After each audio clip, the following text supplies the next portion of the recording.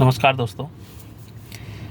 आजकल देश में चल रहे राजनीतिक घटनाक्रम से प्रेरित होकर मैंने कुछ पंक्तियां लिखी हैं। सुनिएगा। पंक्तियां इस प्रकार हैं कि आजकल के नेता गजब डा रहे हैं।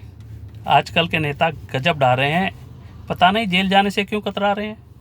आजकल के नेता गजब डा रहे हैं, पता नहीं जेल जाने से क्यों कतरा रहे हैं। बातें गांधी जी, नेहरू जी और भगत सिंह जी की करते हैं। बातें गांधी जी, नेहरू जी और भगत सिंह जी की करते हैं, पर जेल जाने से डरते हैं। अरे गांधी जी, नेहरू जी तो देश के खातिर जेल गए थे। अरे गांधी जी और नेहरू जी तो देश की खातिर जेल गए थे और भगत सिंह जी तो फांसी से झूल गए थे। क्या तुम देश में हो रहे अन्याय के विरुद्ध इतना भी ना कर पाओगे? क्या तुम देश में हो रहे अन्याय के विरुद्ध इतना भी ना कर पाओगे तो राष्ट्र के नेता कैसे बन पाओगे? लगता है तुम राष्ट्र नहीं अपनी पार्टी तक सीमित रहना चाहते हो।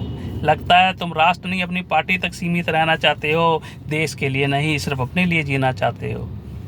दोस्तों, इस तरह के नेता जब मंत्री और मुख्यमंत्री बनते हैं ना दोस्तों, इस तरह के नेता जब मंत्री और मुख्यमंत्री बनते हैं तो संविधान की शपथ खाते हैं।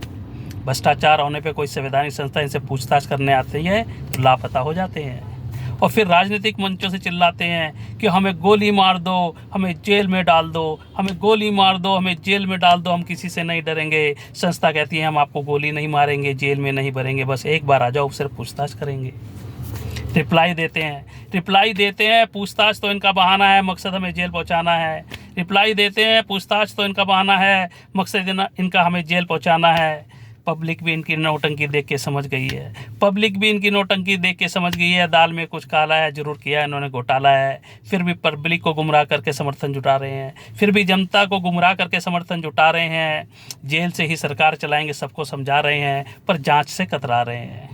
अरे हम कहते हैं निर्दोष हो तो जांच में सहयोग करो। अरे हम कहते हैं निर्दोष हो तो जांच में सहयोग करो। जेल से सरकार चलानी है, उसके लिए कम से कम जेल तो भरो। पर इनकी कथनी और करनी में साफ फर्क नज़र आता है। लगता है इनका विदेशी बैंकों में अब खाता है। अरे अभी भी समय है, समय रहते समझ जाओ। अरे अभी भी समय है, समय रहते समझ जाओ। बात को इतना आगे ना बढ़ाओ। कुछ गलत किया है तो उसे स्वीकार करो। न्यायालय से मिले दंड से पश्चाताप करो। भोली जनता है तुम्हें माफ़ कर देगी। हो सकता है भविष्य में तुम्हें सत्ता भी सौंप देगी, पर इस तरह झूठ के सहारे बचते फिरोगे। अगर तुम इस तरह झूठ के सहारे बचते फिरोगे तो सच कहता हूँ, एक ना एक दिन फिर तिहाड़ में मिलोगे।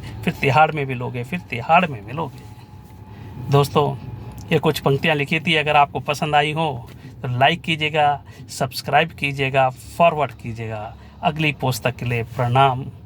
जय हिंद, जय भारत।